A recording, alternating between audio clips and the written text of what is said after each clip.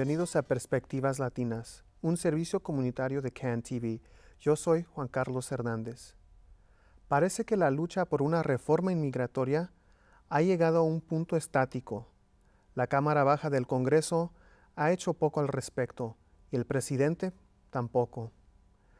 Ya que lo han distraído con otros asuntos, hay poca esperanza. Y si aprobaran una reforma, ¿cómo sería? Aquí para hablar del tema tenemos a Oscar Chacón de NALAC y a Jorge Mújica de Rice Chicago. Bienvenidos. Un gusto estar con ustedes. Bueno, comencemos primeramente hablando de ustedes y su experiencia. ¿Cómo entraron a este trabajo? Jorge. Bueno, yo he sido un activista de toda la vida, desde mis años en la escuela preparatoria en México y después ¿En qué parte aquí, de México? Ciudad de México, UNAM, orgullosamente. Y cuando vine a Estados Unidos, pues simplemente continué con mi trabajo como activista sindical, organizador de trabajadores, y hasta la fecha, pues ahí continuamos, ¿no?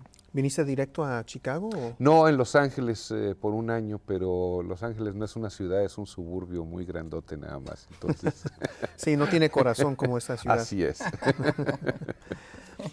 Oscar.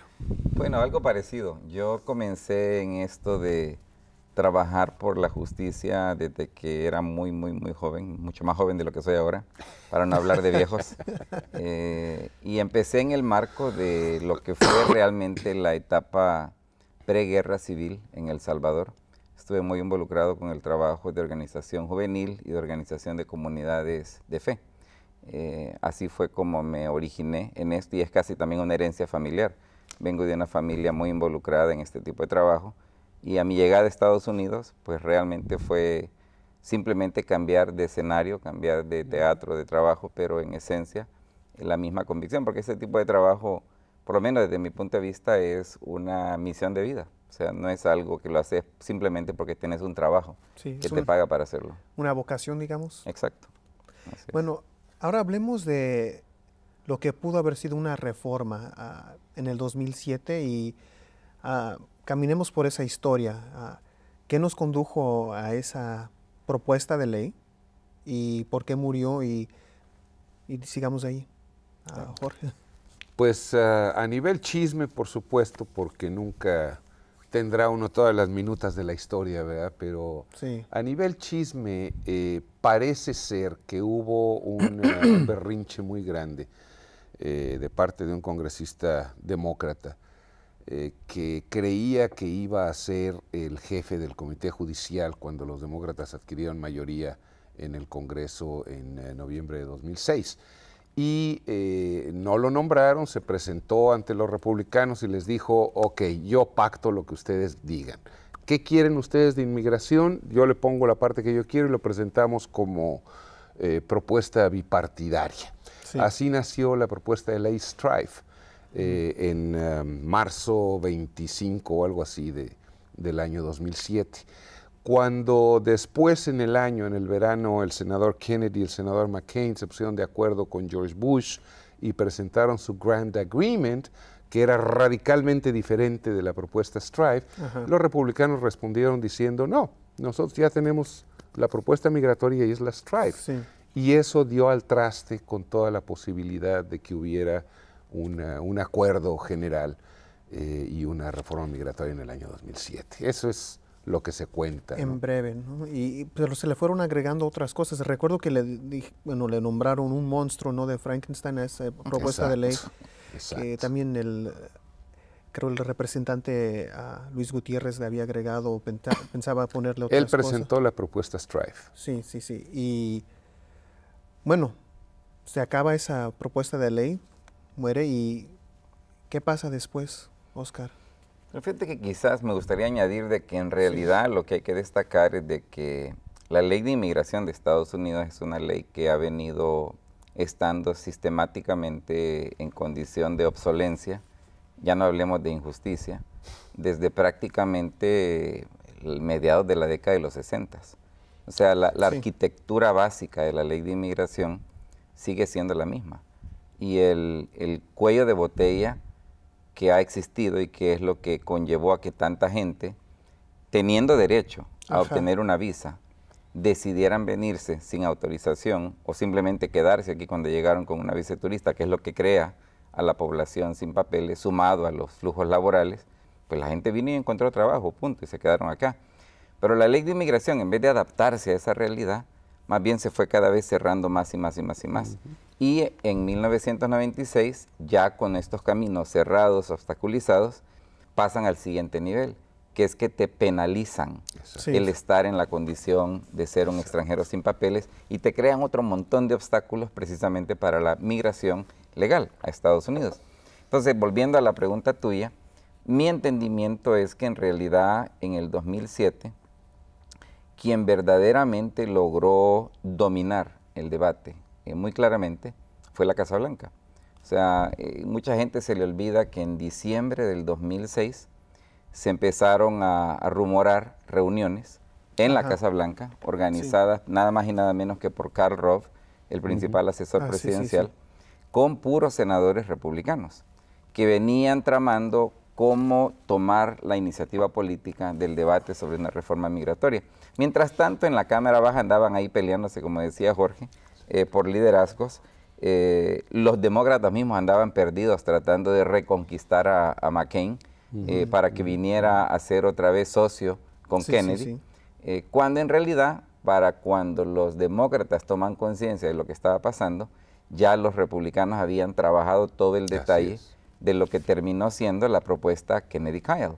Y el círculo de organizaciones en Washington que trabajan en pro de una reforma migratoria, específicamente en pro del concepto denominado reforma migratoria comprensiva, daban por absoluta certeza de que la propuesta de ley contaba con los votos necesarios para que se aprobara. Y la propuesta se presenta, la propuesta del Senado se presenta en mayo del 2007 y no dura pero ni 2 meses en el debate, porque el 28 de junio le dan pues al traste, ¿verdad? Y es derrotada y se entra en varios meses de shock, porque la gente no podía entender cómo era posible que la propuesta no se había aprobado. Después de las marchas y todo, ¿no? Había esa esperanza. Definitivamente, de que, después de las marchas. Y solo te termino diciendo que en realidad la propuesta que discutió el Senado y que derrotó el Senado en votos de procedimiento era una ley realmente tan mala como han sido las propuestas posteriores. Es más, no hemos verdaderamente mejorado, más bien hemos empeorado. De entonces para acá, en muchos sentidos. Bueno, dijiste algo que me hizo pensar. Hay el flujo de gente a este país, ¿no? Pero las leyes no cambian. ¿Por qué? Hay no sé, una filosofía detrás de todo esto, ¿no? Que es la que provoca este ambiente. Hay una filosofía, pero también hay un retraso burocrático. Nosotros siempre insistimos en que la inmigración no es problema. El problema es cómo controlan la inmigración. Es decir, el flujo de trabajadores hacia su destino, que es los trabajos, en cualquier economía, en cualquier país del mundo, es un flujo normal. De hecho, a mí me molesta mucho cuando se habla del fenómeno de la migración, porque yo digo, no es ningún fenómeno, es una cosa cotidiana. La gente se ha estado moviendo para el lugar en donde percibe que va a estar mejor desde hace 4 millones de años, si no nadie hubiera salido de África, ¿no? Entonces, eso es normal, eso es un flujo normal. El problema de un sistema económico y de un gobierno es cómo lo controlo, es decir, cómo acepto una población que es base para la economía, pero al mismo tiempo la mantengo sojuzgada, la mantengo controlada, no voy a dejar simplemente que vayan y vengan cuando quieran, ¿no? Lo tengo que controlar de alguna forma. Y lo que ha pasado aquí es que se ha exagerado en el control, por un lado, y por el otro lado nunca se ha facilitado el flujo. Y entonces vemos cada día más control, bardas en la frontera, operación Guardián, vemos la criminalización de la inmigración, pero no hemos visto ningún avance en el permiso de ese flujo para que los trabajadores internacionales simplemente vengan y trabajen. Está completamente desfasada la legislación y el ambiente mediático político de la realidad de trabajadores que andan buscando trabajo, ¿no? Me pregunto yo, ¿por qué?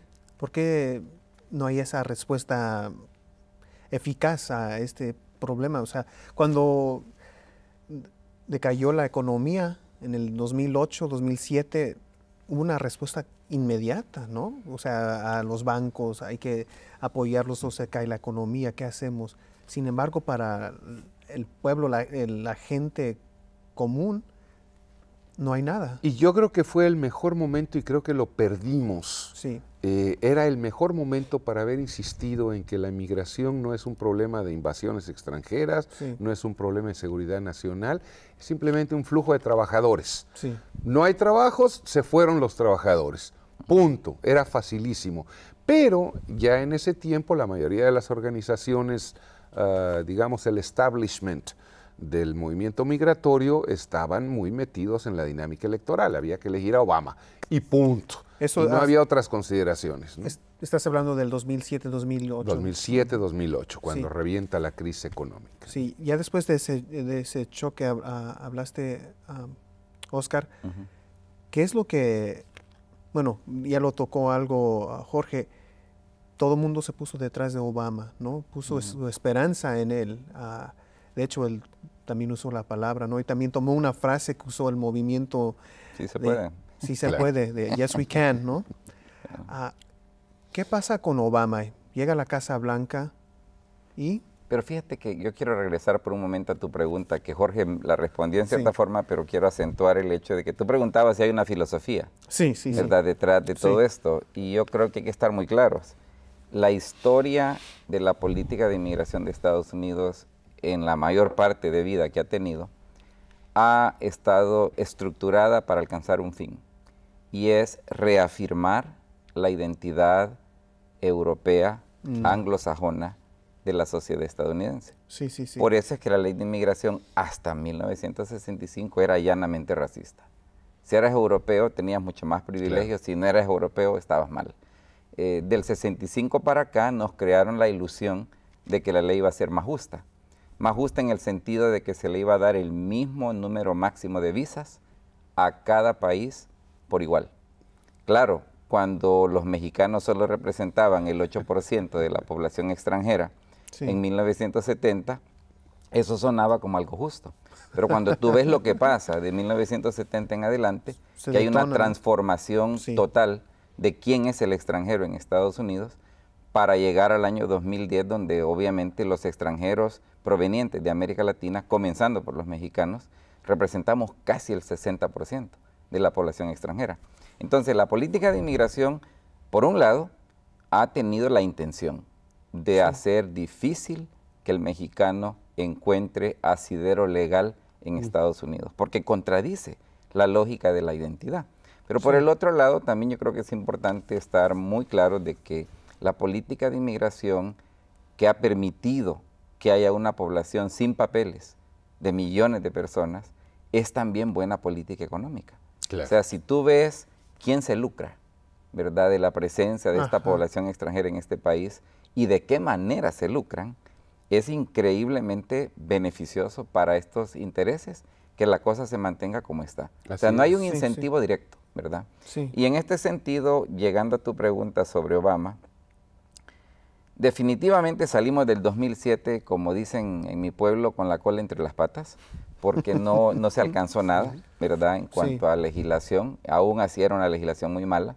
Llegamos a final del 2007, cuando ya comienza a ser obvio los síntomas de la crisis económica que el país ha tenido, Sí, y sí, de la sí. cual francamente no nos recuperamos todavía. De acuerdo. Se elige a un presidente demócrata, el primer negro en la Sí. historia que llega a la presidencia, en noviembre del 2008. Se crea toda una ilusión, ¿verdad?, de que a razón de que no solamente se elige a un presidente demócrata, sino que el Congreso, tanto la Cámara Baja como el Senado, quedan en manos de los demócratas, que el camino para la aprobación de una reforma estaba prácticamente asegurado. Y definitivamente este planteamiento ignoraba, pero radicalmente, el hecho que estábamos ya a finales del 2008 en el peor momento de crisis económica del país. Sí. Entonces, no solamente Obama prometió algo que no podía cumplir. Dijo para el 2009, en el primer año de mi presidencia. Pero recordemos, solo para ser justos, ¿qué candidato a la presidencia no te ofrece el cielo y la tierra? Bueno, Así es. de acuerdo. Para ganar. El problema no está en que lo Aquí- prometan, sino aquí- que ya sabemos que no lo cumplen. Aquí Nosotros y en entonces nos cualquier otra dejamos parte. hacer tontos. Entonces, Totalmente. mira, Franklin Delano Roosevelt decía en sus memorias de que el problema no es que un presidente prometa. Exacto. El problema es quién le puede cobrar para Así que es, cumpla, así ¿verdad? es, así Entonces, es. el problema con Obama, por un Sí. lado, es que la condición real del país, Sí. con una crisis severa como la que tuvimos, donde el ¿Y qué sistema tenemos, no? financiero, Sí. bueno, y de la cual, repito, no nos Sí. recuperamos todavía, Sí.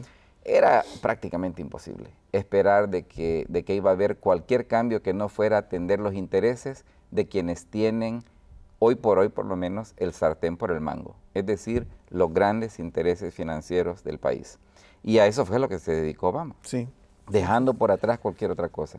Y por eso no logramos nada ni en el 2009, Claro. ni en el 10, ni en el 11, ni en el 12, porque Sí. la situación simple y sencillamente estaba de tal forma estructurada que teníamos obstáculos imposibles de superar como para poder haber alcanzado algo de reforma positiva durante esos años.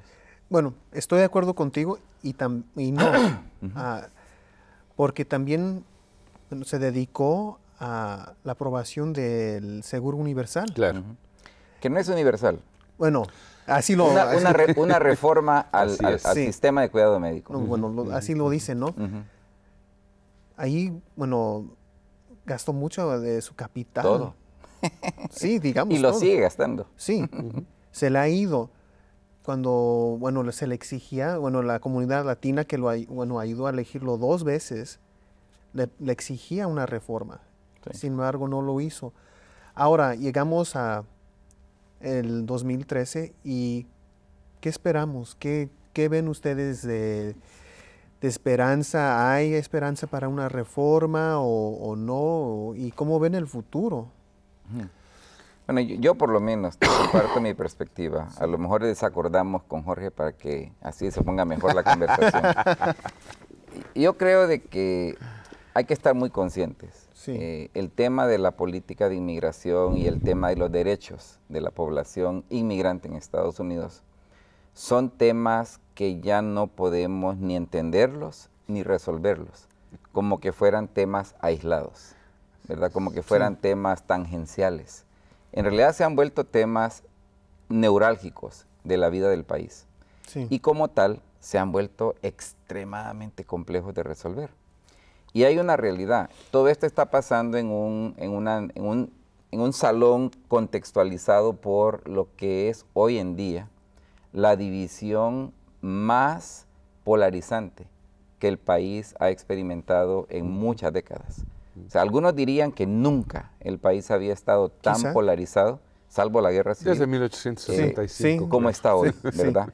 Y entonces, para efectos prácticos, más que todo si lo ves desde el plano federal, vivimos en por lo menos 2 diferentes naciones. Vivimos en la nación caracterizada por las costas, tanto del este Nueva como York, del oeste, Los Ángeles. en islas en el corazón del país como Chicago, Sí. pero el resto del país es como otro país, ¿verdad? Porque tenés una concentración mayoritaria de votantes blancos, conservadores, viejos, que no entienden de razones. Y esto hace bien difícil, no solo para el tema migratorio, Sí, sí, sino sí. para muchos otros temas, resolver con sensatez, ¿verdad? Los grandes desafíos de política pública del país. Pero fíjate, mientras tanto, está pasando algo súper interesante. A nivel de municipalidades, a nivel de estados, tenemos hoy por hoy el enorme potencial de ejercer una influencia como nunca lo hemos hecho, desde el punto de vista de grupos minoritarios en la sociedad. Te estoy hablando de estados como California, estados como Nueva York, estados como la Florida, estados como Texas, estados como Nuevo México, como Colorado, Sí. como Illinois, etcétera, etcétera. Más o menos una docena de estados. Sí. El problema es que hemos estado tratando de resolver el problema de la reforma migratoria al plano federal. Claro. Pero mientras tanto, hay sucesos interesantes sucediendo a nivel de Estado y yo creo de que el futuro, en cuanto a si podemos producir cambios positivos para las comunidades, va a depender, número 1, de si podemos organizarnos mucho mejor de lo que hasta ahora hemos podido hacerlo. Sí. Y 2, si podemos armonizar los planos de intervención entre lo municipal, lo estatal y lo federal. Y yo tengo muy claro, en el plano federal es donde va a ser más difícil conseguir victorias por este contexto de división tan polarizante que el país hoy tiene. ¿Y cómo le hacemos, Jorge? Él bien dice, yo estoy de acuerdo que al nivel federal es casi imposible lograr algo. Sin embargo, en nuestras comunidades, en nuestros estados, hemos visto que sí se pueden lograr algunos cambios. ¿Es suficiente votar? ¿Es suficiente marchar? ¿Cómo es que a futuro podemos ir logrando estos más cambios, más de los que tenemos actualmente? Mira, yo tengo una idea que de uno de los obstáculos más grandes que enfrenta nuestra comunidad, y ese obstáculo es la falta de organización. Es decir, no nos hagamos guajes. Las organizaciones más grandes de mexicanos, en este caso de latinos, son los clubes de fútbol. No hay ninguna organización más grande de latinos ni de inmigrantes que los clubes de fútbol. Después tenemos los clubes de oriundos, que están dedicados a una función muy específica, que es apoyar su pueblo, su terruño, construir los últimos 2 kilómetros de carretera. Después tenemos organizaciones de servicios para la renta, para el gas, para los cupones de alimento, para una serie de cosas. Pero no tenemos organizaciones para luchar, organizaciones para presentar un frente de batalla, ni electorales, porque está cooptada toda la política electoral aquí en Illinois. Cuando a mí me preguntan quién es el enemigo aquí, yo les digo el Partido Demócrata, ¿no? Es una maquinaria impactante. Entonces, por lo menos lo que nosotros hacemos es tratar de organizar trabajadores.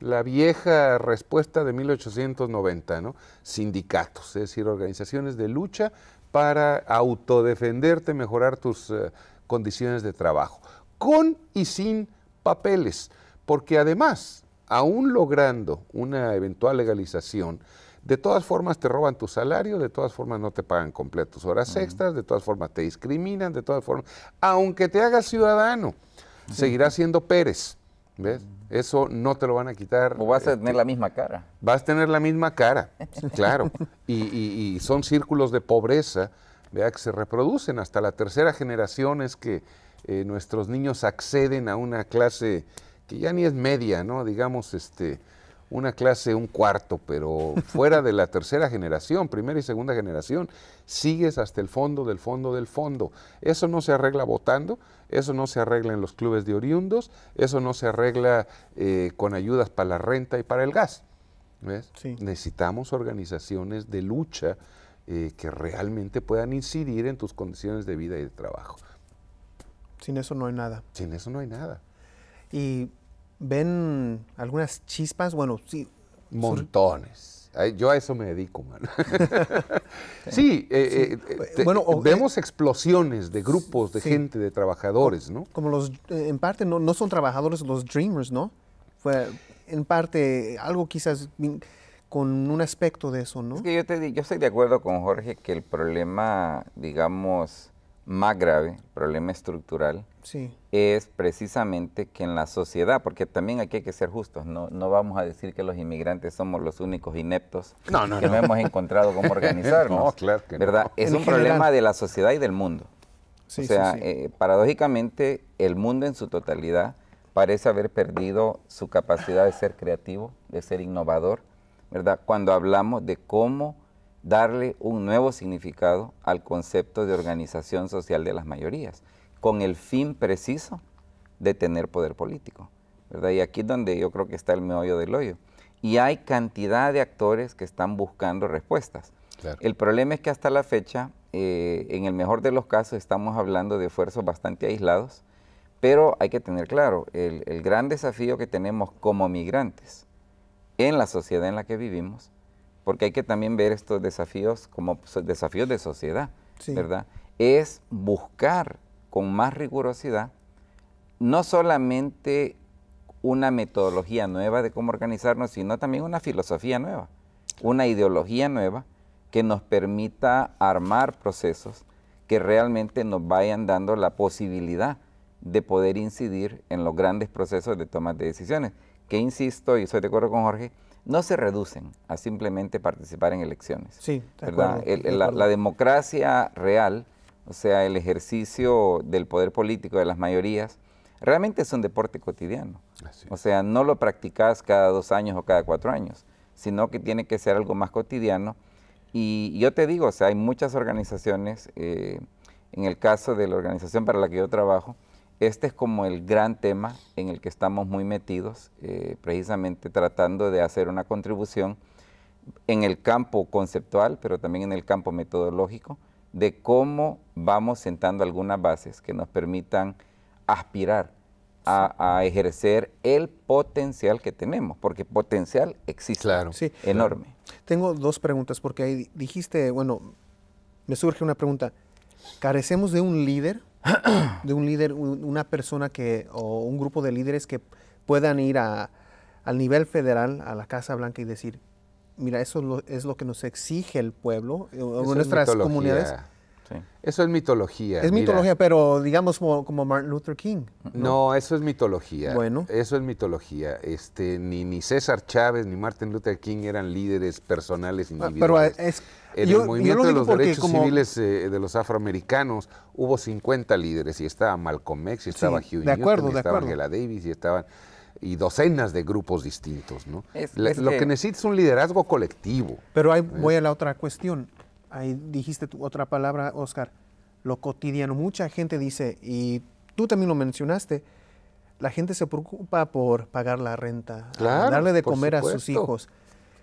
Yo en mi vida, digamos, soy un trabajador y me preocupo por eso. Como también, como dijiste, que es una lucha cotidiana. ¿Cómo puedo hacer las dos cosas? ¿Cómo me puedo involucrar en una organización como NAILAC u otra, no? Y aún así no despegarme tanto de mi trabajo para Claro. no perder el pan de cada día. Fíjate que quisiera regresar a la pregunta tuya sobre lo de los liderazgos.